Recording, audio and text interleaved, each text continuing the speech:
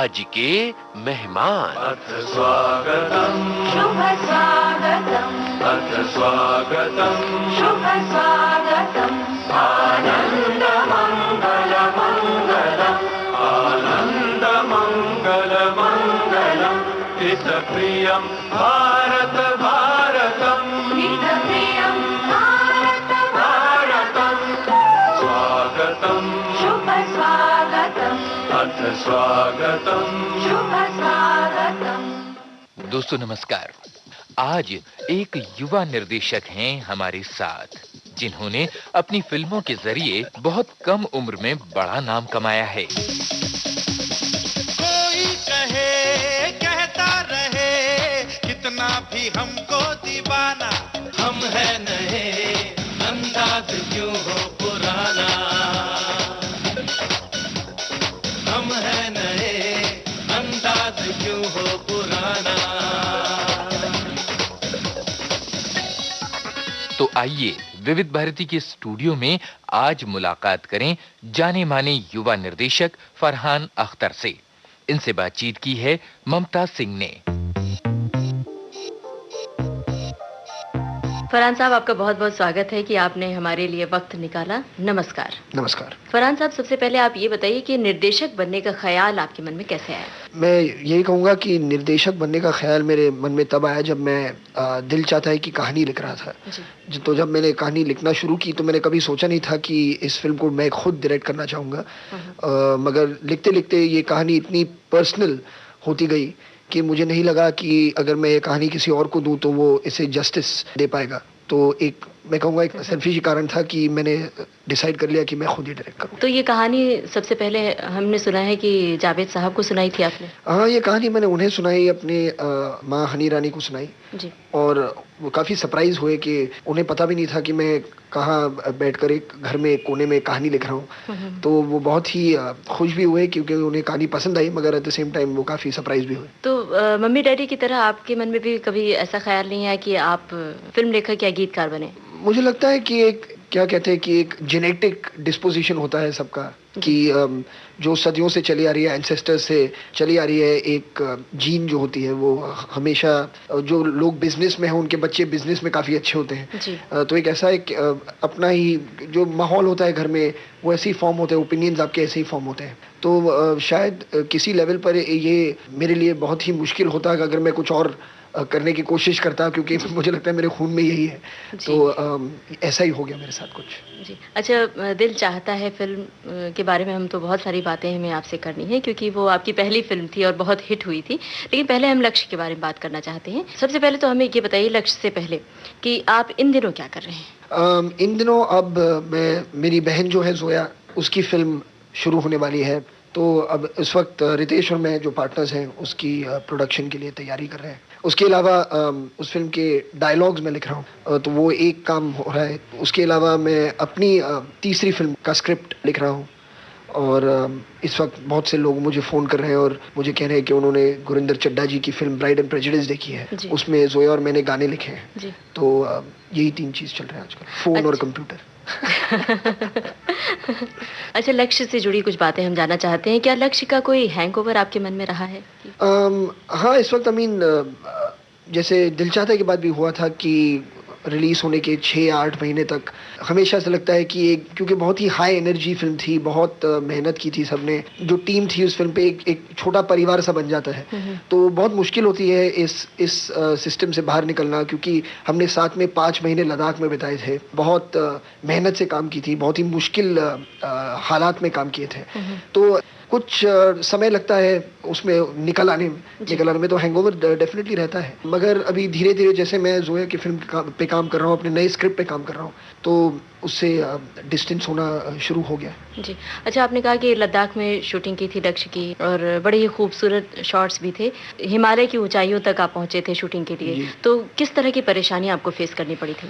परेशानियां तो काफ़ी थी, मगर क्योंकि वहाँ पर जो कहते हैं एटमॉस्फेरिक प्रेशर बहुत कम होता है एल्टीट्यूड पे, तो सांस लेना बहुत मुश्किल होती है। वैसे ऑक्सीजन भी वहाँ कम है, सर्दी बहुत ज़्यादा हो जाती है, गर्मी बहुत ज़्यादा हो जाती है। तो जब हम वहाँ समर टाइम में शूट कर रहे थे तो टेम्परेचर कुछ मिड 40s तक जाया करता था, और जब सर्दियों का टाइम आया तो जब हम रात में शूट कर रहे थे तो -14 तक गिर जाता था टेम्परेचर। तो काफ़ी मुश्किल थी, मगर मैं यही कहूँगा कि जो हमारी यूनिट थी वहाँ पर जब ऐसे हालात इतने मुश्किल होते हैं तो दो चीज़ें हो सकती हैं। या तो लोग कहें कि बस हमें यहाँ पर नहीं रहना है, ये बहुत मुश्किल है, मुझे वापस भाई घर भेज दो, या फिर सब एक होकर काम करते हैं और एक दूसरे को हौसला देते हैं और एक दूसरे की हिम्मत बढ़ाते हैं कि हाँ ये करना है, यहाँ पर आए हैं तो करके ही जाएंगे वापस। और ऐसा ही कुछ हुआ, तो मैं बहुत ही शुक्रगुजार हूँ सबका। अच्छा, कैसे चुनाव किया था लोकेशंस का? हम शूटिंग के 1 साल पहले हिंदुस्तान के काफ़ी अलग अलग हिस्सों में गए थे, क्योंकि जो ऑपरेशन विजय हुआ था कारगिल में और द्रास में, उस जैसा टेरेन मिलना हमें सिर्फ लद्दाख में ही मिला। हमने कोशिश तो बहुत की कि कहीं और मिले जहाँ पर शूटिंग और आसान हो, जहाँ हम अपनी यूनिट को और आराम के साथ रख सकें, जहाँ पर यहाँ मौसम का हाल इतना ड्रास्टिक ना हो। मगर बहुत देखने के बाद, और आर्मी का असिस्टेंस भी हमें चाहिए था, बहुत खोजने के बाद हमें सिर्फ लद्दाख की जगह सूटेबल लगी। अच्छा, इतने खूबसूरत दृश्यों की बात चल रही है लक्ष्य की और बहुत ही सुंदर शॉट्स थे, तो एक बेहतरीन सा गाना हो जाए लक्ष्य फिल्म का ही, आपकी पसंद का। जी जरूर, अगर मैं कहूँ।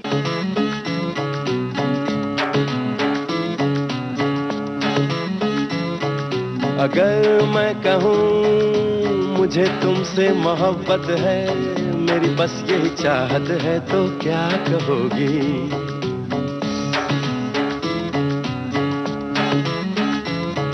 अगर मैं कहूँ मुझे तुमसे मोहब्बत है, मेरी बस यही चाहत है, तो क्या कहोगी?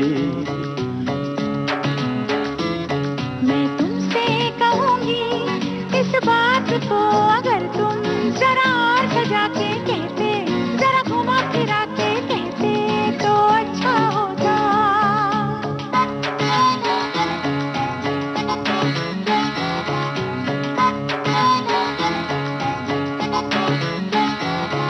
अगर मैं कहूँ तुमको जब देखूं लगती हो जैसे नई होठ है पंखड़ी फूल की, आंखें जैसे जुगनू चमकते हुए, सोचे मेरा ये दिल धड़कते हुए। अगर मैं कहूँ, अगर मैं कहूँ ये जो चेहरा है जैसे कोई चांद है, तो क्या कहोगी?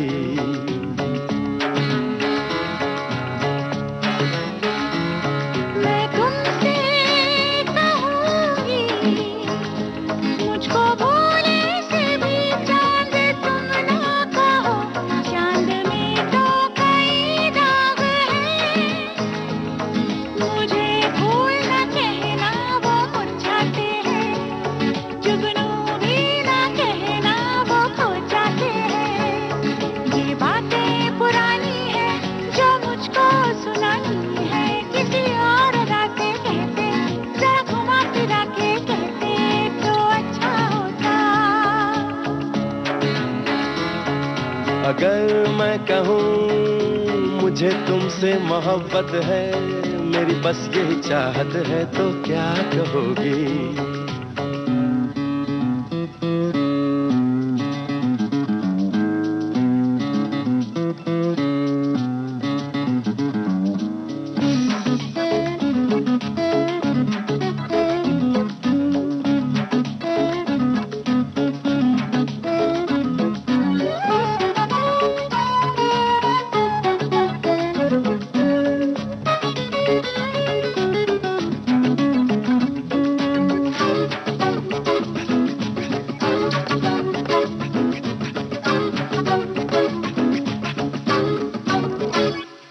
अगर मैं कहूँ बातें सुन के तुम्हारी मैं हैरान हूँ, जो भी कहना है कैसे कहूँ, लगता तुम्हें कुछ भी अच्छा नहीं, सच को भी कहती हो सच्चा नहीं। अगर मैं कहूँ, अगर मैं कहूँ तुम्हें पता नहीं है क्यों है प्यार मुझे भी तुमसे, तो क्या कहोगे? तुमसे कहूँगा, मेरे दिल का है ये कहना, हमको है साथ में रहना। ये दोनों के दिल में है ना, तो फिर क्यों कहना। तो दोस्तों, फरहान साहब की पसंद का गाना हमने अभी सुना लक्ष्य फिल्म से। अच्छा, बातें लक्ष्य की ही चल रही हैं, चूंकि लक्ष्य फिल्म बड़ी पॉपुलर हुई, लोगों को बड़ी पसंद आई, तो हम इससे और भी बातें करना चाहते हैं। क्या लक्ष्य का एक हिस्सा आपकी अपनी जिंदगी को बयां करता है? मुझे लगता है कि हर निर्देशक जब एक कहानी को डायरेक्ट कर रहा है तो कहीं ना कहीं एक आइडेंटिफिकेशन होना बहुत ज़रूरी है, ताकि पहले तो आप समझ सकें कि इस कैरेक्टर का डिलेमा क्या है। क्योंकि अगर आप समझ पाएंगे उसे और अगर आप उसे अपना बना पाएंगे और फिर दिखा पाएंगे तो लोगों को भी लगेगा कि हाँ ये सच है, ये बस सिर्फ इफेक्ट क्रिएट करने के लिए एक कहानी नहीं बताई जा रही है। तो मेरे लिए तो बहुत ज़रूरी होता है कि मैं कुछ आइडेंटिफाई करूँ अपने लीड कैरेक्टर के प्रॉब्लम से। और हाँ, मेरी ज़िंदगी में ऐसा एक प्रॉब्लम मतलब काफ़ी साल पहले रहा है, जब मैं भी बहुत ही कंफ्यूज था और मैं नहीं जानता था कि मुझे क्या करना है। काफ़ी सालों तक मैं बस घर बैठे रहा और मेरी माँ बहुत परेशान होती थी और कहती थी कि बस अभी टाइम आ गया है कि मैं तुम्हें अभी घर से बाहर निकालूं। मुझे लगता है सिर्फ फिर तुम कुछ करोगे, वरना कुछ करने वाले हो नहीं। तो ये सब हाँ हुआ है, मगर मेरे साथ बहुत से लोगों के साथ होता है। ऐसा नहीं है कि कि वो कुछ करना नहीं चाहते, ऐसा होता है कि वो सचमुच में नहीं जानते कि उन्हें क्या करना है। सही बात। तो ऐसा ही कुछ हुआ था मेरे साथ और वो रिफ्लेक्ट हुआ है लक्ष्य की इस कहानी में। अच्छा, फरहान साहब का निर्देशक और पिता जावेद साहब की स्क्रिप्ट लक्ष्य की, तो ये दोनों मिक्स कैसा था? कठिन था अनुभव या सरल था? नहीं, वैसे मैं कहूँगा कि काफ़ी आसान रहा है वो सफ़र जो हमने साथ में किया था। और इसकी क्रेडिट जो मैं दूंगा मैं उन्हें ही दूंगा, क्योंकि हमेशा ऐसा हो जाता है कि जो ओल्डर जनरेशन होती है उनके आइडियाज़ और ओपिनियंस वहाँ उस ओल्डर जनरेशन बनते बनते काफ़ी फिक्स हो जाते हैं, काफ़ी सेट हो जाते हैं। और उनके लिए काफ़ी मुश्किल होता है कि जो अभी नई पीढ़ी आ रही है उनके फ्रेश आइडियाज़ और फ्रेश अप्रोचेस को अडॉप्ट करना और अपना बनाना हमारे लिए इतना मुश्किल नहीं होता है, क्योंकि अभी हम इस लाइन में अभी आए हैं, तो हम सीखना चाहते हैं। हम कभी भी नहीं मानते कि हम सब कुछ जानते हैं। तो मैं इसलिए उनका क्रेडिट उन्हें दूंगा, क्योंकि जो मेरे आइडियाज़ थे, जो मेरा अप्रोच था इस स्क्रिप्ट की तरफ, उन्होंने उसे काफ़ी समझा और काफ़ी अडॉप्ट किया अपने राइटिंग के स्टाइल में। जी। अच्छा, लक्ष्य के लिए विदेशी सिनेमेटोग्राफर को आपने बुलाया था, इसकी क्या वजह थी? 2 वजह थी। एक, जितना समय हमें चाहिए था इस टेक्नीशियन से, वो हमें यहाँ पर किसी से मिल नहीं रहा था। हम चाहते थे कि शूट होने से पहले 4 महीने वो हमारे साथ हर लोकेशन पर आए, रेकी करे, सब देखें, ताकि जब हम वहाँ हो तो ज़्यादा टाइम ना लगे शॉर्ट ब्रेक डाउन करने में, सब डिसाइड करने में। एक ये वजह थी। और दूसरी वजह थी कि जब हम शॉर्टलिस्ट भी कर रहे थे लोगों को, हमने इनका जो शोरील था वो शोरील देखा था, और उन्होंने एक शॉर्ट फिल्म बनाई थी कैलिफोर्निया में, जो हॉलोकॉस्ट के बारे में थी, वर्ल्ड वॉर 2 हॉलोकॉस्ट के बारे में, और बहुत ही अच्छी तरीके से उन्होंने शूट की थी उस शॉर्ट फिल्म को। तो जो स्टाइल उसमें था हमें बहुत पसंद आया, और हम वो स्टाइल चाहते थे कि वो इस फिल्म में भी अडॉप्ट करें। तो ये 2 वजह। अच्छा, वो खास तौर से उस स्टाइल के लिए आपने बाहर से बुलाया था। जी। क्या आपको लगता है कि 2 शुरुआती फिल्मों से जो आपको मुकाम मिला है, तो इससे आपकी चुनौती आगे के लिए बढ़ गई है? ये बहुत ही इंटरेस्टिंग बात है, क्योंकि रितेश और मैं हमेशा इस बारे में बात करते हैं कि अभी अगली जो फिल्म करेंगे उसके क्या, मगर जो हमारा अप्रोच होता है वो हर फिल्म के साथ हम ऐसा चाहेंगे, और आज तक तो ऐसा रहा है, और अभी तीसरी फिल्म और जोया फिल्म के फिल्म के साथ भी ऐसा ही रहेगा, कि हमारी हर फिल्म हमारी पहले फिल्म जैसी हो। हम नहीं चाहते कि हम सोचे कि हाँ अब हम 3 फिल्म बना चुके हैं तो अब इसके लिए अभी ये एक बिजनेस सा हो गया है और बस यही हमारा काम है। हम ऐसा बिल्कुल नहीं चाहते। हम चाहते हैं कि हमारा जो एंथुजियाज्म है, हमारी एक्साइटमेंट लेवल जो है हर फिल्म के साथ ऐसी ही हो जैसे हमारी पहली फिल्म के साथ थी। तो जो चुनौती होगी मेरी अगली फिल्म के लिए वो उतनी होगी जितनी मेरी फर्स्ट फिल्म पहली फिल्म के लिए थी। मतलब हम उम्मीद करें कि पहली फिल्म की तरह ही फरहान अच्छी फिल्में हमें देते रहेंगे दर्शकों के लिए। बहुत सारी शुभकामनाएं। अच्छा, बचपन से जुड़ी हुई बहुत सारी बातें आपसे करनी, लेकिन बचपन के दौर में छलांग लगाने से पहले एक आपकी पसंद का गाना सुन लें। जी, तो फिर एक बचपन की पसंद का गाना सुन लेते हैं। सुनाइए। जो था अभी न जाओ छोड़कर, हम दोनों फिल्म का गीत। जी। अभी न जाओ छोड़ कर के दिल अभी भरा नहीं, अभी न जाओ छोड़ कर के दिल अभी भरा नहीं।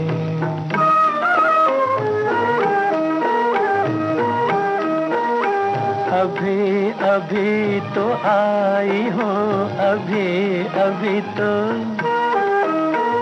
अभी अभी तो आई हो, बहार बन के छाई हो, हवा जरा महक तो ले, नजर जरा बहक तो ले, ये शाम ढल तो ले जरा, ये शाम ढल तो ले जरा, ये दिल संभल तो ले जरा, मैं थोड़ी देर जी तो लूं, नशे के घूंट भी तो लूं, नशे के घूंट पी तो लूं, अभी तो कुछ कहा नहीं, अभी तो कुछ सुना नहीं, अभी ना जाओ छोड़ कर के दिल अभी भरा नहीं।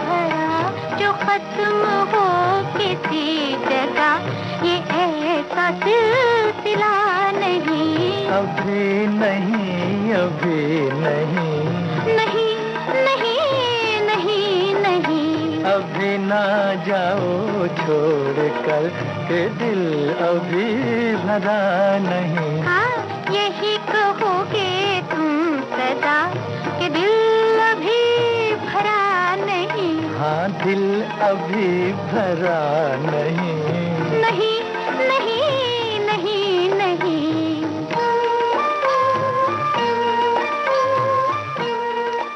दोस्तों, फरहान साहब के बचपन का जिक्र हमने किया था गाना सुनने से पहले। फरहान साहब, अपने बचपन के बारे में बताइए। सलीम जावेद की हिट जोड़ी थी जब आपका बचपन बीत रहा था, तो कैसी थी वो परवरिश?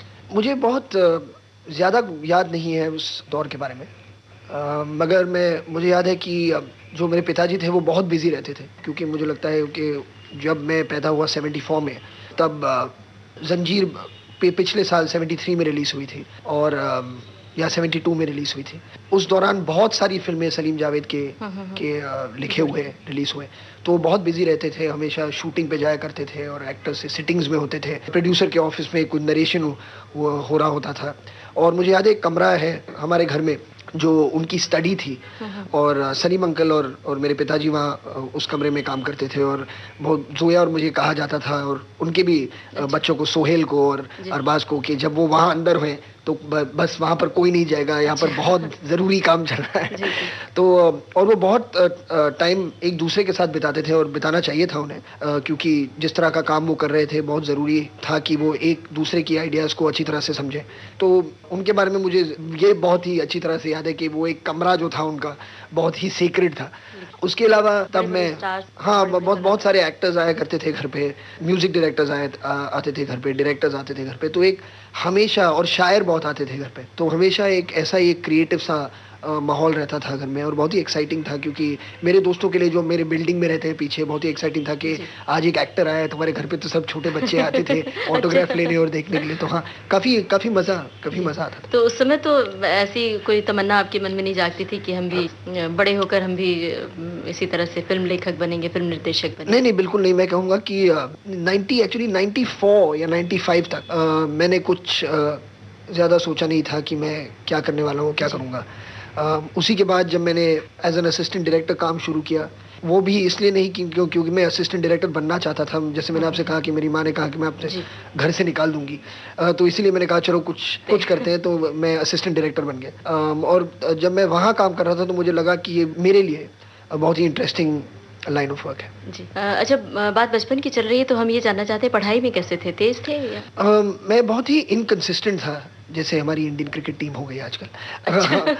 वैसे ही था धीरे से बोला मैं, क्योंकि कुछ जैसे स्कूल में 4 एग्जाम होते थे, एक फर्स्ट यूनिट टेस्ट, फिर एक वो मिड ईयर एग्जाम, फिर सेकंड यूनिट टेस्ट और फिर फाइनल एग्जाम।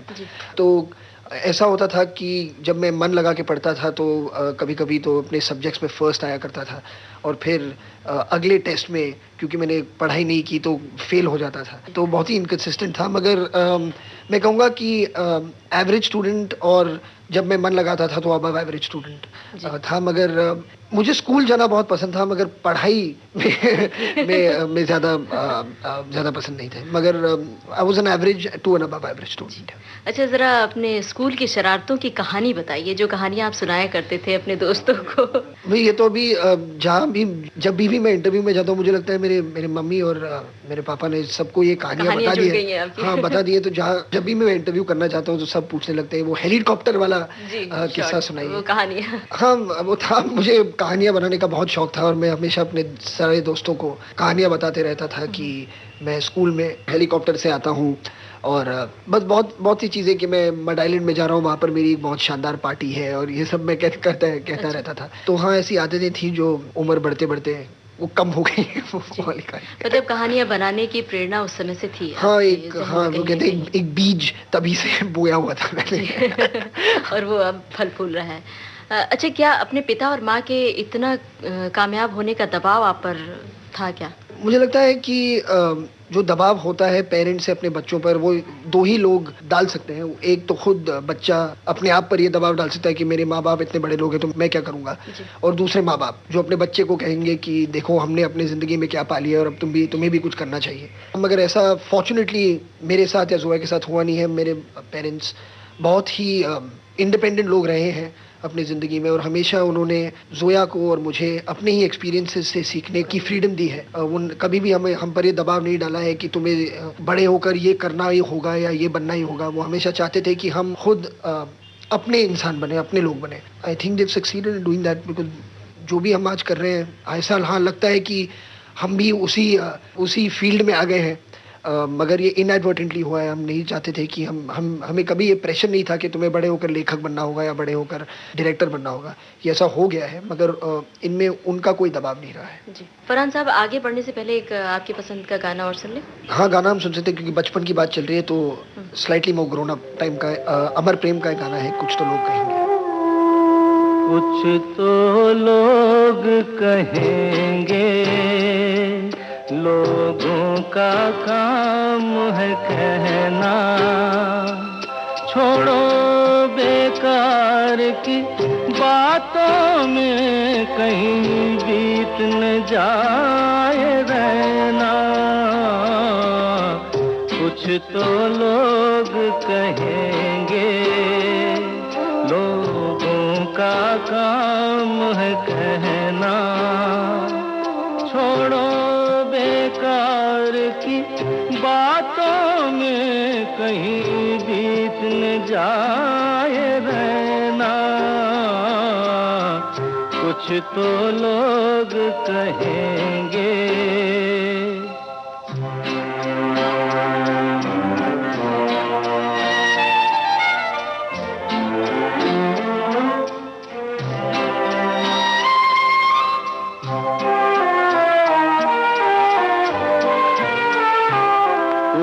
रीत जगत की ऐसी है, हर एक सुबह की शाम हुई।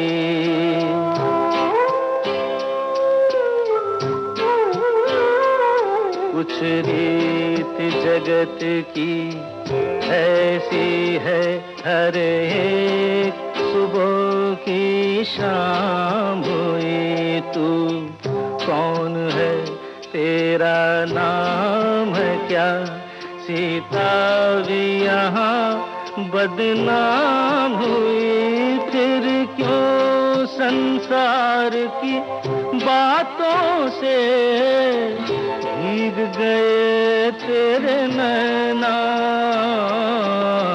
कुछ कुछ तो लोग कहेंगे, लोगों का काम है कहना, छोड़ो बेकार की बातों में कहीं बीत न जाए रहना, कुछ तो लोग कहेंगे। फरहान साहब, फिल्म दिल चाहता है आपकी पहली फिल्म थी, तो इस फिल्म का आइडिया आपके मन में कैसे आया? इस फिल्म का आइडिया जो था, मैं एक डायरी लिख रहा था अपने दोस्तों के लिए, ऐसे इंसिडेंट्स, ऐसे वाक्यों के बारे में जो हमारे साथ हुए हैं। मतलब ये कुछ 40 या 50 पेज का लेजर जैसा था, और मैं चाहता था कि मैं इसके कॉपीज़ बनाऊं और सबको दूं, ताकि जब हम सब बड़े हो जाएं और हमारे फैमिलीज़ हों और एक कोई कहाँ रह रहा है क्या पता, तो जब भी चाहो तो ये इस डायरी को पढ़ के कुछ बातें याद आ जाएंगे। तो ये मैं लिख रहा था, और मैंने कुछ लोगों को, मैं अपने दोस्तों को सुनाई थी कुछ चीज़ जो मैं लिख रहा था, उस डायरी में से कुछ बातें, उन्हें बहुत पसंद, उन्होंने सब कह रहे थे कि तुम्हें इसकी फिल्म कहानी बनानी चाहिए, फिल्म कहानी बनानी चाहिए। तो मैंने कहा ठीक है, देखेंगे क्या होता है। और तब मेरा एक दोस्त है कासिम, जिसके साथ मैं काफ़ी शाम गुजारा करता था। तब जब एक दिन वो घर आया और उसने मुझे एक कहानी सुनाई, जो आमिर और प्रीति का ट्रैक जो है फिल्म में, वो ट्रैक था, बेसिकली वो ट्रैक था। और उसने कहा कि अगर तुम्हें पसंद है तो इसकी एक स्क्रिप्ट लिख लो। तो मैंने कहा ठीक है, मुझे पसंद है, काफ़ी इंटरेस्टिंग आइडिया है। तो मैं ये डायरी अलग से लिख रहा था और ये स्क्रिप्ट अलग से लिख रहा था। और जब मैंने वो कहानी पूरी फ्लैश आउट की, तो मतलब इंटरेस्टिंग कहानी थी, मगर बहुत ही टिपिकल थी कि 1 बॉय 1 गर्ल, और जो लव में बिलीव नहीं करता, ऐसी काफ़ी कहानियाँ बन चुकी थी। तो मैंने कहा मैं डेफिनेटली कुछ ट्राई करना चाहूँगा, इसमें कुछ ऐड करूँ। और तब मैंने अपने डायरी से कुछ अपने फ्रेंड्स के जो कैरेक्टर्स थे, इंसिडेंट्स नहीं मगर जो कैरेक्टर्स थे, उन्हें वहाँ से चुरा लिए और इस कहानी में डाल दिया। और मैंने कहा, और फिर दिन ब दिन वो कहानी दोस्तों के बारे में ज़्यादा बनती गई और लव स्टोरी के बारे में कम। और मेरे लिए वो बहुत इंटरेस्टिंग होना शुरू हो गया। और फिर जैसे मैंने कहा कि मैंने सोचा कि अभी मैं इसे बनाना चाहूँगा। अच्छा, जो मैच्योरिटी पहली फिल्म में आपने दिखाई है, तो ये जो निर्देशन का काम है बड़ा मुश्किल होता है, तो इसके पीछे आपकी किस तरह की तैयारी, किस तरह की मेहनत थी? इसमें बहुत ही एक कंबाइंड एफर्ट था, सिर्फ मेरा नहीं, जो प्रोड्यूसर है रितेश, उसका भी बहुत ही उसकी जो बिलीव थी कि एक न्यू कमर डायरेक्टर एक नए स्क्रिप्ट के साथ, जो बहुत ही कन्वेंशनल स्क्रिप्ट नहीं थी, उसे बैक करना। तो ये एक वो फिर जो एक्टर्स इसमें इन्वॉल्व हुए, आमिर, सैफ, अक्षय, जो बहुत ही फेमस एक्टर्स हैं, डिम्पल जी बहुत ही जानी मानी एक्ट्रेस हैं। तो जब ऐसा बैकिंग एक डायरेक्टर को मिलता है, जो लोगों का बिलीफ होता है उसमें, तो उसे कॉन्फिडेंस देता है कि हाँ, जो हो रहा है काम सही हो रहा है। ऐसा नहीं है कि बस मुझे ही लगता है कि ये आइडिया बहुत ज़बरदस्त है और बाकी लोग कह रहे हैं कि ये आदमी पागल हो गया है, क्या लेकर घूम रहा है। तो इससे डायरेक्टर को कॉन्फिडेंस मिलता है कि हाँ, ये बनानी चाहिए, और जो लोग अपना नाम इसके साथ एसोसिएट कर रहे हैं वो बहुत ही रिस्पेक्टेबल लोग हैं। तो एक तो कॉन्फिडेंस मिलता है, और दूसरा एक फिल्म को ठीक तरह से बनाने का जो एक ड्राइव होता है वो भी मिलता है, क्योंकि ये बहुत सारे रिस्पेक्टेबल लोग हैं जो इस कहानी के साथ अपना नाम जोड़ रहे हैं। ये कॉन्फिडेंस मुझे उसी इन अलग अलग रीजंस की वजह से मिला है। विविध भारती से इस समय आप सुन रहे हैं जाने माने निर्देशक फरहान अख्तर से ममता सिंह की बातचीत। दिल चाहता है,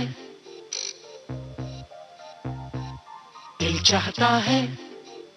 अच्छा, रितेश जी का नाम आपने कई बार लिया, तो अगली जो फिल्म है वो भी रितेश जी के साथ? हाँ जी, रितेश, ये जो कंपनी हमारी है एक्सेल एंटरटेनमेंट, ये रितेश और मेरी कंपनी है। तो जब भी मैं रितेश का नाम लेता हूँ, मतलब मैं उनका नाम लेता हूँ, कहना कि रितेश और मैंने जब फिल्म प्रोड्यूस किया तो बहुत ही वियर्ड होता है, क्योंकि प्रोड्यूसर का रोल जो है वो निभाते हैं और डायरेक्टर का रोल मैं निभाता हूँ, मगर हमारी कंपनी एक ही है, जो एक्सेल एंटरटेनमेंट। और प्रीति जी थी, आमिर साहब थे, तो उन लोगों के मतलब वो लोग जिस तरह से काम करते हैं, कैसा लगा था? मतलब क्या एक्सपीरियंस रहा आपका? बहुत ही अच्छा एक्सपीरियंस रहा, क्योंकि मैं कहूँगा as a first time director आप और क्या चीज़ मांग सकते हैं। एक सॉलिड प्रोड्यूसर का बैकिंग, जो इंडस्ट्री के टॉप टैलेंट्स हैं उनके साथ काम करना, उसके अलावा मतलब एक डायरेक्टर को और क्या क्या चाहिए होगा। तो बहुत ही अच्छा एक्सपीरियंस रहा है और बहुत ही यादगार एक्सपीरियंस रहा है मेरे लिए। अच्छा, फिल्मों के संगीत को लेकर आप काफ़ी सतर्क रहते हैं, ऐसा लगता है, और दिल चाहता है फिल्म के लिए भी किसी विदेशी साजिंदे को बुलाया था, ऐसा हमने सुना है। इसकी कोई खास वजह है या नहीं?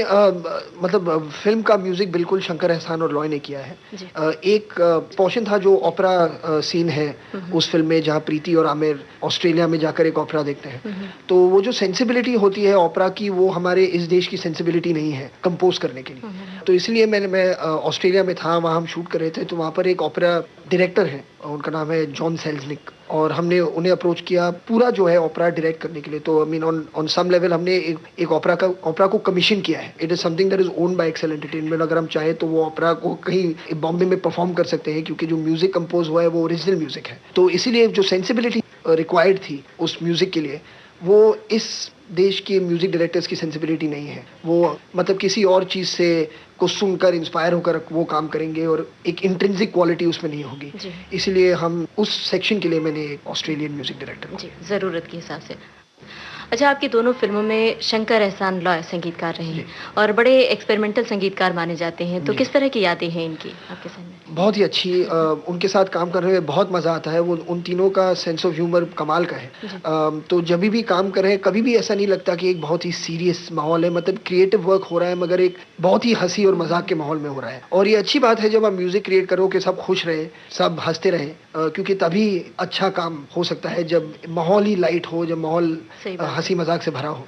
और हमेशा मतलब बहुत ही टैलेंटेड लोग हैं और बहुत ही क्रिएटिव, बहुत ही एक्सपेरिमेंटल लोग हैं। तो हमेशा बहुत मजा आता है उनके साथ काम करने। कोई खास याद, कोई खास घटना आप बताना चाहते हैं इसके संगीत से जुड़ी हुई? दोनों फिल्मों के लिए, दिल चाहता है के लिए भी और लक्ष्य के लिए भी, जब हम कंपोज कर रहे थे म्यूजिक, तो हम रितेश का एक बंगलो है लोनावला में, तो हम वहाँ पर जाकर we would spend time and compose music. और मुझे याद है एक रात जब हम वहाँ पर थे, तो हम लोग काम हम कर रहे थे पूरा दिन, फिर we took a break, we were sitting in the evening.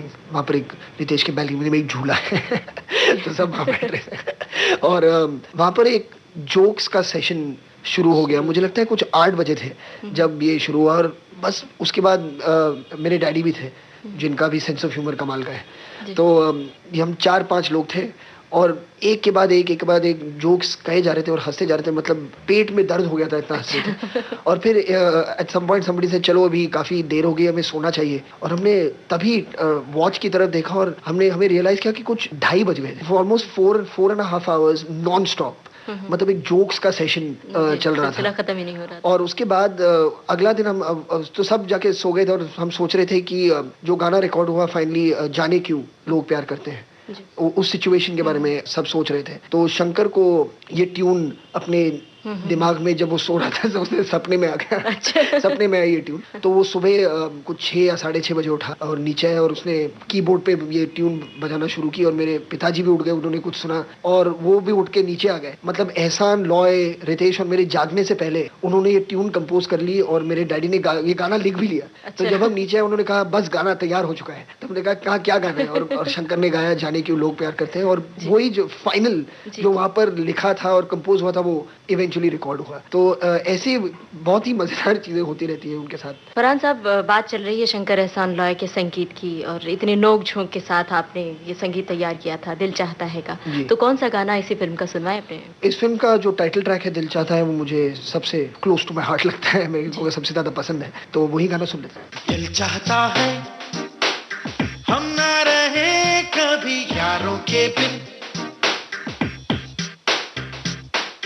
दिन भर हो प्यारी बातें, झूमे शामें गाए रातें, मस्ती में रहे डूबा डूबा हमेशा समा, हमको राहों में यूं ही मिलती रहे खुशियाँ। दिल चाहता है कभी ना बीते चमकीले दिन, दिल चाहता है हम ना रहे कभी यारों के बिन, चमकाते हैं चिलचिलाते हैं अपने रास्ते, ये खुशी रहे रोशनी रहे अपने वास्ते, चमकाते हैं चिलचिलाते हैं अपने रास्ते, ये खुशी रहे रोशनी रहे अपने वास्ते।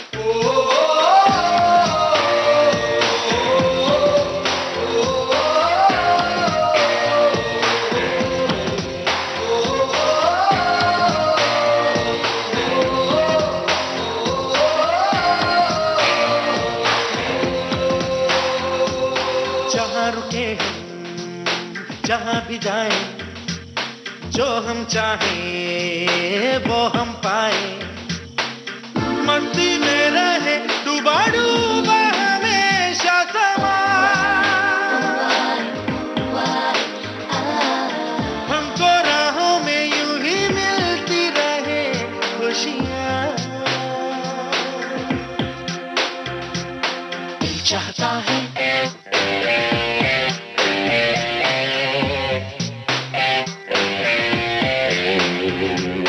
दिल चाहता है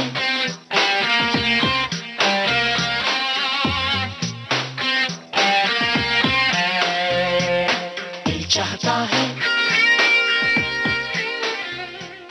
अच्छा फरहान साहब, अपनी फिल्मों को लेकर या फिर किसी कहानी को लेकर कभी आपकी जावेद साहब से, अपने पिताजी से कोई बहस हुई है? उनको आपकी चीज़ ना पसंद आई हो या आपको ना पसंद आई हो? बहुत मीठी बहस। हाँ, एक्चुअली जब दिल चाहता है रिलीज हुई, मुझे याद है एक इंटरव्यू में मेरे पिताजी से लोगों ने, किसी ने पूछा कि आपको दिल चाहता है कैसे लगी? उन्होंने कहा मुझे बहुत पसंद आई। उन्होंने कहा मगर जब आपने कहानी सुनी तो आपको क्या लगा? इस मुझे लगा कि कुछ एक या दो जगहों में कुछ इम्प्रूवमेंट किया जा सकता था, और मैंने फरहान को बताया भी था कि अगर तुम ये कर लो कहानी में तो शायद कहानी इम्प्रूव हो। तो उन्होंने कहा कि, तो फरहान ने क्या कहा फिर? उसने मेरी बात बिल्कुल नहीं सुनी और उसने पूरी बनाई जो उसे सही लगा। तो ऐसे ही होता है, मगर definitely as a writer and as a director it is very important to listen to what the other person is saying. खास तौर से जब एक आदमी जिसने इतना अच्छा काम किया है अपनी जिंदगी में, इतनी अच्छी फिल्में लिखी हैं, तो सुनना बहुत ज़रूरी है। और कभी भी टू ग्रो, जब आप लोगों की बात सुनना बंद कर लेंगे तो यू विल स्टॉप ग्रो।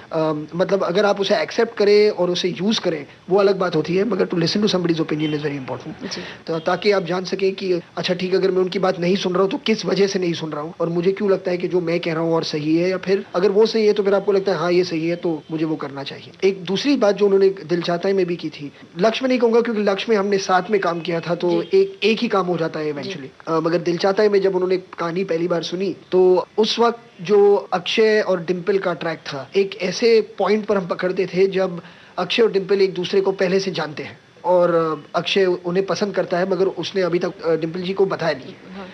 तो उन्होंने मुझसे कहा कि अगर तुम ये कहानी उस पॉइंट से पकड़ो जब ये एक दूसरे को नहीं जानते हैं और अब देखोगे कि कैसे मिलते हैं, इस औरत में क्या है जो उसे पसंद है, तो एज अ व्यूअर मुझे भी आराम से इस कहानी में सेटल डाउन होने का एक टाइम मिलेगा। अगर आप मुझे ऐसे ही फेंक दोगे कि देखो हाँ ये एक लड़का है जिसे एक ग्रोन अप औरत से मोहब्बत है, तो शायद ऑडियंस को थोड़ा डिफिकल्ट होगा कि मगर क्यों है ऐसा। तो लाइक अगर आप वहां से पकड़ोगे तो शायद और आसान होगा ऑडियंस। तो मुझे ये बात सही लगी और मैंने कहा हाँ ये बात सही है, क्योंकि शायद और आसान हो लोगों के लिए। तो मैंने वो डेफिनेटली अपने स्क्रिप्ट में यूटिलाइज किया है जो इवेंचुअली है फिल्म में। तो कुछ बातें हैं उनकी जो सही थी और कुछ बातें जो मुझे सही नहीं लगी। ऐसे ही होता है काम। मतलब बात दिल चाहता है कि चल रही है, और थोड़ी देर पहले आपने जिक्र किया था जाने क्यों लोग प्यार करते, बहुत अच्छा उसके बारे में बताया था। तो क्या वही गाना सुन लें आपकी पसंद का, या फिर कोई और गाना सुनवाना चाहते हैं अपने श्रोताओं को? हाँ, मतलब मैं अपनी फिल्म के गाने सुनाता रहूँ बात सही नहीं। क्यों ना लगान का गाना सुन ले, ओरी छोरी, मुझे बहुत पसंद जी। ओरी छोरी मान भी ले बात मोरी, मैंने प्यार तुझसे है किया, हो तेरे बिन मैं जिया तो क्या जिया, हो तेरे नैनों में ये जो काजल है, सपनों का बादल है, मन तेरे ही कारण पागल है, ओ गोरिया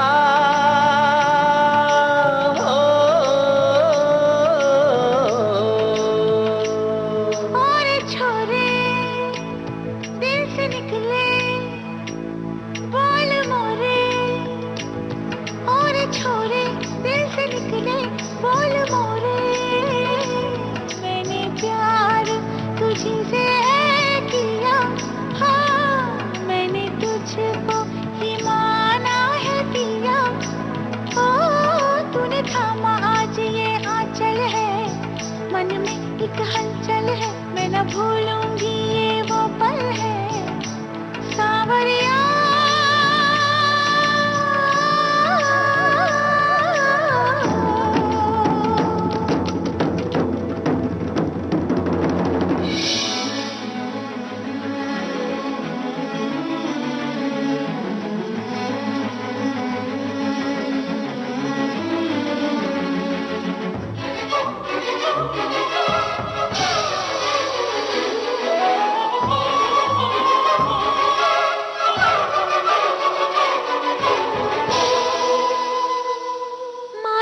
it speaks 1,000 words. I feel eternal bliss. The roses pout their scarlet mouths like offering a kiss. No drop of rain, no glowing flame has ever been so pure. If being in love can feel like this, then I'm in love for sure.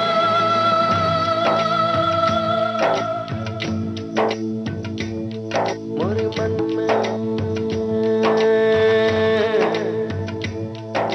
मन में थी जो बात छुपी आई है जवान पर, मोरे दिल में कहीं एक तीर जो था आया है कमान पर।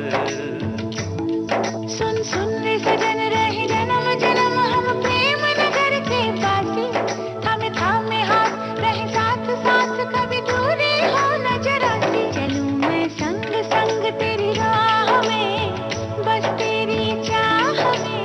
ओ रे छोरे, ओ रे छोरी।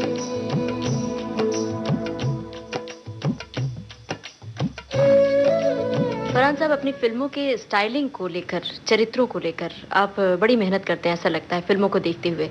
जैसे कि दिल चाहता है में आमिर साहब का एक अलग सा लुक, प्रीति जी का अलग सा लुक, लक्ष्य में भी प्रीति जिंटा का बिल्कुल अलग लुक था। तो ये जो अलग अलग अंदाज आप देते हैं चरित्रों के हिसाब से, तो इसके पीछे किस तरह की मेहनत होती है, क्या मकसद होता है? मुझे लगता है बहुत ज़रूरी है कैरेक्टर के लिए, क्योंकि क्या हो गया है आज कि आप एक्टर को जहाँ भी आप जाओ, आप एक्टर का एक इमेज देखते हो, होर्डिंग्स पर, टीवी पर, एडवर्टाइजिंग में एंडोर्समेंट करते हुए, न्यूज़पेपर्स में कुछ इनॉग्रेशन करते हुए या लैंप लेके भागते हुए, सोसाइटी पेजेस में, हमेशा जहाँ भी आप देखोगे आपको एक एक्टर की एक फोटो दिखाई देगी। तो मुझे लगता है जब आप फिल्म देखने जाते हो तो अगर एक्टर वैसा ही दिखे जो जैसा अपने ज़ाती ज़िंदगी में दिखता है, तो आपको लगेगा कि हाँ बस ये यही वही एक्टर है जो इस फिल्म में काम कर रहा है। आपको कभी कैरेक्टर के साथ आइडेंटिफाई करने में वक्त लग जाता है। तो अगर आप जरा हेयर स्टाइल बदल लो, कपड़े पहनने का अंदाज बदल लो, तो ऑडियंस को लगता है कि ये इस फिल्म में ये क्या कैरेक्टर है, क्यों है ऐसा। कैरेक्टर के बारे में ज्यादा हो जाती है बात और एक्टर के बारे में कम हो जाती है। इसीलिए मैं हमेशा कोशिश करता हूँ, अगर of course the role demands it, actor का जो लुक है उसे डेफिनेटली थोड़ा सा चेंज करूँ ताकि वो अपने एवरीडे इमेज से कुछ अलग लगे और फिर इंटरेस्ट उस वजह से बढ़े उस कैरेक्टर। और लोगों को क्यूरियोसिटी होती भी, हाँ क्यूरियोसिटी होनी भी चाहिए, मगर कैरेक्टर के बारे में ज्यादा होनी चाहिए और ये एक्टर इस फिल्म में क्यों है उसके बारे में ज्यादा होनी चाहिए, एज अपोज टू हाँ ये बस एक और फिल्म है उसी एक्टर की, चलो जाके उसकी फिल्म देख लें। अच्छा, लक्ष्य फिल्म में गाना था मैं ऐसा क्यों हूँ, इसकी कोरियोग्राफी प्रभुदेवा साहब ने की थी, तो इसकी कोई खास वजह थी? हाँ मतलब एक तो मुझे लगता है कि बॉम्बे फिल्म इंडस्ट्री में ऋतिक से बेटर तो कोई डांसर है ही नहीं, और पूरे इंडिया में प्रभुदेवा और ऋतिक से बेटर कोई डांसर्स है नहीं, और उन्होंने कभी एक दूसरे के साथ काम नहीं किया है। तो एक बहुत ही इंटरेस्टिंग सा कोरियोग्राफी मेरे दिमाग में हो सकता था अगर प्रभुदेवा ऋतिक को कोरियोग्राफ करें। तो मैंने उनसे बात की और वो बहुत ही एक्साइटेड थे ऋतिक को कोरियोग्राफ करने में, और ऋतिक भी बहुत ही एक्साइटेड था कि प्रभुदेवा मुझे कोरियोग्राफ करे। और जो रिजल्ट है वो तो आप देख ही रहे हैं, मतलब बहुत ही मेरे हिसाब से बहुत टाइम के बाद, मतलब मेरा काम बहुत कम था, मैं वहाँ पर कह रहा था हाँ ये स्टेप ठीक है और ये स्टेप ठीक नहीं है और ये कैमरा यहाँ पर लगना चाहिए, और मतलब वो मेरा काम तो वही था, जो भी क्रिएटिव वर्क हुआ है वो प्रभुदेवा जी ने किया है और फिर ऋतिक ने एग्जीक्यूट किया है। तो मैं डेफिनेटली क्रेडिट पूरा उन दोनों को दूंगा क्योंकि दे पुल्ड ऑफ समथिंग स्पेक्टेक्युलर, और मुझे लगता है बहुत टाइम हुआ है इस इंडस्ट्री में कि something so different in terms of choreography देखने को मिला है। बहुत ही मजा आया वो गाना। तो लोगों ने बहुत पसंद भी किया है वो ऋतिक की, खास करके वो स्टाइल एकदम बच्चे बिल्कुल कोशिश करते हैं ना। अच्छा, आपके आदर्श निर्देशक कौन कौन रहे हैं, किससे आपको लगता है कि इनसे हमें बहुत कुछ सीखने को मिल सकता है? बहुत से हैं, मतलब मैं नहीं कहूँगा कि एक या दो नाम मैं ले सकता हूँ क्योंकि बाकी जो नाम मेरे हैं मैं सब नहीं ले सकूँगा, मगर बहुत से लोग हैं, मतलब हिंदी फिल्मों में, अंग्रेजी फिल्मों में और कुछ यूरोपियन फिल्मों में भी, कुछ जापानीज डायरेक्टर्स भी रहे हैं। तो बहुत सारे लोग हैं, मैं एक या दो नाम नहीं लेना चाहूँगा क्योंकि ऐसा है नहीं, काफ़ी लोगों के अलग अलग फिल्मों से मुझे इंस्पिरेशन मिली है। ये तो आपकी फिल्मों की बात चल रही है, लेकिन थोड़ा सा विषय को हम बदलते हैं और ये जानना चाहते हैं कि अधुना जी से आपकी पहली बार मुलाकात कैसे और कब हुई थी? मेरी मुलाकात उनसे हुई थी 96 या 97 में, और मेरे एक दोस्त हैं जो मेरी बहन की दोस्त हैं, और उनके थ्रू मेरी मुलाकात हुई इनसे। हम बाहर गए थे किसी नाइट क्लब में, वहाँ पर हुई थी मुलाकात। तो जब से मैं उनसे मिला था, बस तभी से मैं जानता था कि मैं जीवन संगिनी बन जाए वो। मतलब उस वक्त जीवन संगिनी में मगर मैं डेफिनेटली चाहता था कि डेफिनेटली कुछ स्पेशल है उनके बारे में, मैं हमेशा उसे चाहता था। अच्छा, फिल्मों में वो किस तरह से मदद करती हैं आपकी? दोनों फिल्म दिल चाहता है और लक्ष्य उन्होंने स्टाइल किए हैं, मतलब हेयर स्टाइल्स जो है उन्होंने किए हैं। और उसके अलावा जिस तरह का सपोर्ट मुझे चाहिए as a film maker, as a husband, वो मुझे देती हैं। क्योंकि बहुत टाइम लग जाता है उनसे अलग जब फिल्म बन रही है। मतलब लद्दाख में हम 5 महीने तक थे। जो दिमाग होता है वो एकदम फिल्म के बारे में हो जाता है, बहुत कम अटेंशन होता है घर की तरफ। और ये समझना और ये अंडरस्टैंड करना कभी कभी मुश्किल हो जाता है लोगों के लिए। मतलब एक अलग ही जिंदगी हो जाती है। जो आपका परिवार है वो सडनली आपका यूनिट, आपका परिवार हो जाता है, जिस तरह होता है हमारा काम। तो ये समझना और ये सपोर्ट, उसके बावजूद सपोर्ट देते रहना, ये बहुत ही इम्पोर्टेंट है। और उन्होंने दोनों फिल्मों में ये किया है और आई एम वेरी हैप्पी। फरहान साहब, ये बताइए कि आपकी कामयाबी में आपकी माँ की, हनी जी की, किस तरह की भूमिका रही है? जो सपोर्ट मुझे उनसे मिला है अपनी ज़िंदगी में, मैं नहीं कहूँगा सिर्फ अपने काम में, मतलब डेफिनेटली दिल चाहता है में भी, जैसे मैंने आपको कहा कि मेरे पिताजी ने मुझे एडवाइस दी, उन्होंने भी मुझे काफ़ी स्क्रिप्ट में मदद की है, काफ़ी एज अ बाउंसिंग बोर्ड। और मगर मेरी ज़िंदगी में जो सपोर्ट मुझे मिला है, जो जैसे मैंने कहा कि जो साल मेरी ज़िंदगी में थे, मैं कुछ नहीं कर रहा था, मैं नहीं जानता था, तो हमेशा मेरे लिए जो उनका प्यार रहा है, जो सपोर्ट रहा है, और जो बिलीफ रही है कि हाँ डेफिनेटली ज़िंदगी में अगर ठीक तरह से इसकी एनर्जी को चैनलाइज किया जाए और सपोर्ट किया जाए तो ये डेफिनेटली कुछ कर सकेगा। ये बिलीफ हमेशा उनके दिल में रही है मेरे लिए। और मेरे पेरेंट के अलावा मैं कहूँगा बहुत ही अच्छी मेरी एक दोस्त है। जब भी मैं बात करना चाहता हूँ तो मैं जानता हूँ कि बिना सोचे कि उनका क्या रिएक्शन होगा, मैं उनसे बात कर सकता हूँ। और वो बहुत ही सपोर्टिव है, बहुत ही शी वेरी गुड लिसनर। तो I am very very thankful, I mean, to have a mother like her. Love her very much. कुछ लिखते हैं, आपके मन में कोई आइडिया आता है तो सबसे पहले? हाँ, मैं डेफिनेटली उनके साथ डिस्कस करता हूँ। I think she is probably the first person I discuss my ideas with. वो मेरे लिए काफ़ी गेज होता है जब मैं उनसे डिस्कस करता हूँ, और उनका रिएक्शन मेरे लिए काफ़ी गेज होता है कि हाँ ये आइडिया इंटरेस्टिंग है या नहीं। बट हाँ, मुझे लगता है कि वो है the first person I discuss. अच्छा, हनी जी की लिखी हुई बहुत सारी फिल्में हैं, तो आपको उनकी लिखी हुई कौन कौन सी फिल्में पसंद है? लम्हे मुझे बहुत पसंद थी, शायद उनकी पहली फिल्म थी। आईना मुझे पसंद थी, कोई मिल गया मुझे पसंद थी, डर पसंद थी, काफ़ी है। आपके लिए एक पिता के रूप में जावेद साहब कैसे हैं? बड़े स्ट्रिक्ट, बड़े अच्छे? नहीं, बिल्कुल, वो बिल्कुल स्ट्रिक्ट नहीं है। जैसे मैंने कहा, मतलब जो बचपन से रहा है जो इक्वेशन, वो अभी वही है। वो मतलब बहुत ही इंडिपेंडेंस देते हैं मुझे। वो चाहते हैं कि मैं अपने ही एक्सपीरियंस से सीखूं। अगर मुझे कभी भी कुछ एडवाइस चाहिए तो वो हमेशा है मेरे लिए। मैं जाके उनसे कभी भी बात कर सकता हूँ, कभी भी फ़ोन कर सकता हूँ उन्हें। तो एक बहुत ही अच्छा रिलेशनशिप है, बहुत ही सपोर्टिव है, और he is always there for me, but is very knowledgeable. Farhan Akhtar का सिनेमा एक आम मसाला फिल्मों से थोड़ा अलग हटके होता है, तो इसके पीछे किस तरह की थिंकिंग आपकी होती है, किस तरह की सोच होती है? मतलब सोच तो यही है कि मैं नहीं चाहूँगा कि मैं अपने फिल्मों में कुछ ऐसा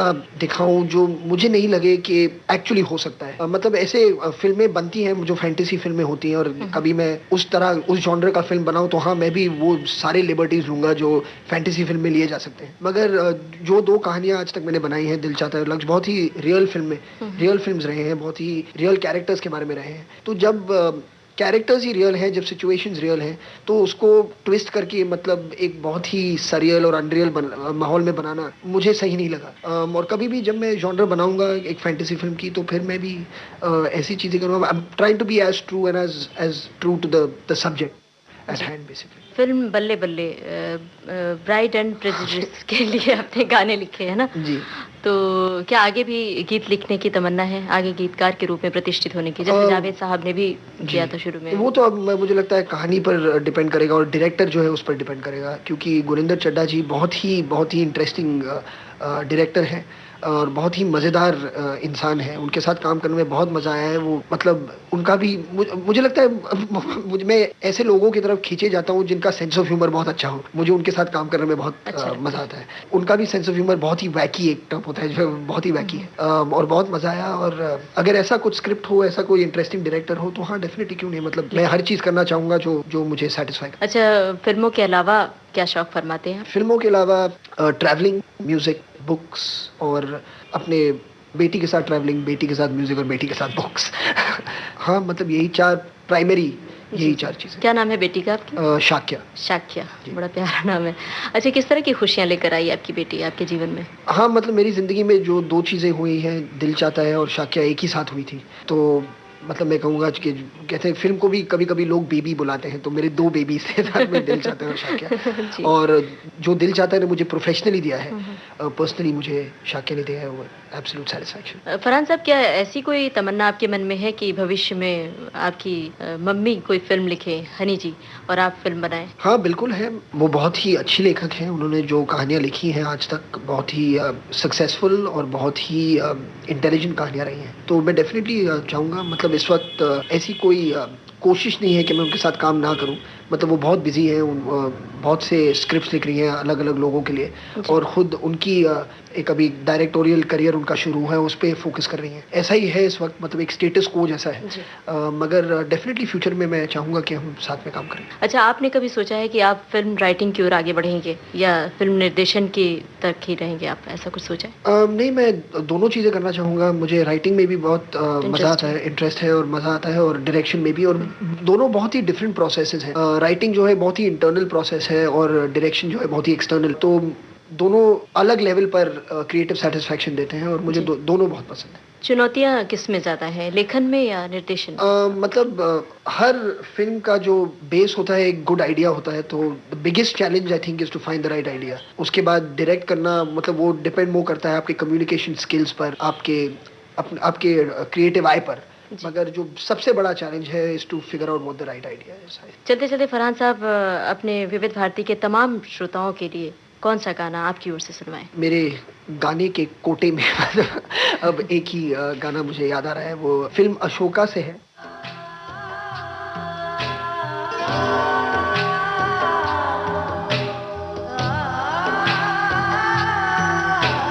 रोशनी से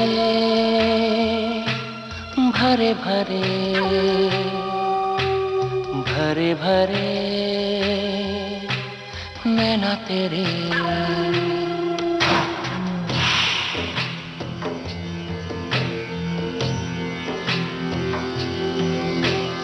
रोशनी से भरे भरे भरे भरे नैना तेरे, छू के बोले न छू ना मुझे, छू के बोले न छू ना मुझे।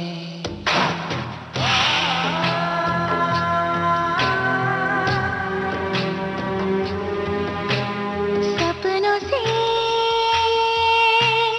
भरे भरे भरे भरे नैना तेरे,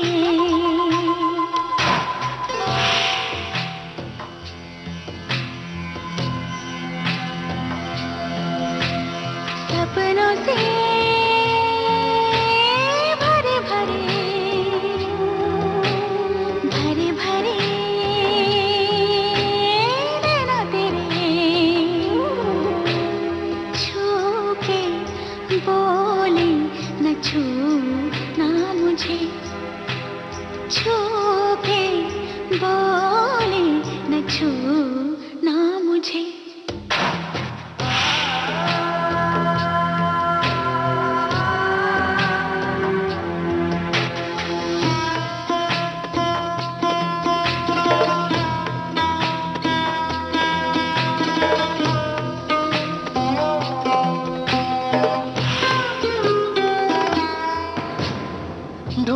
ढूंढा है तुझे आकाश ऊपर तले, शायद किसी बदरी में लिपटी हुई तू मिले।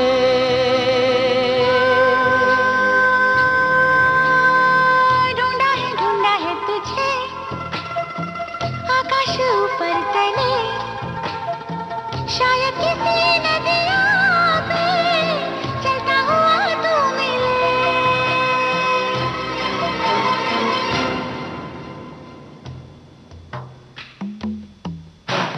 रोशनी से भरे भरे भरे भरे नैना तेरे, छू के बोले न छू ना मुझे।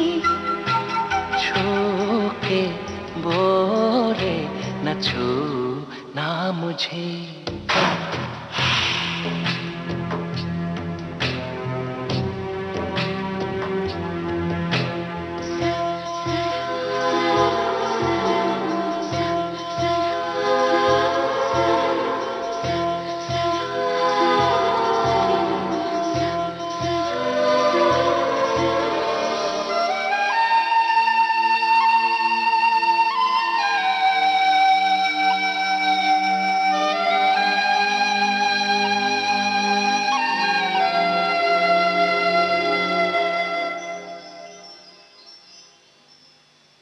मैंने समय रोक के तेरा पता पूछा है, नीली नदी से कह के सागर तले ढूंढा है। लहरों पे चलते हुए पानी के फन छूते हैं, जैसे तेरे हाथ हो मेरा ये तन छूट है।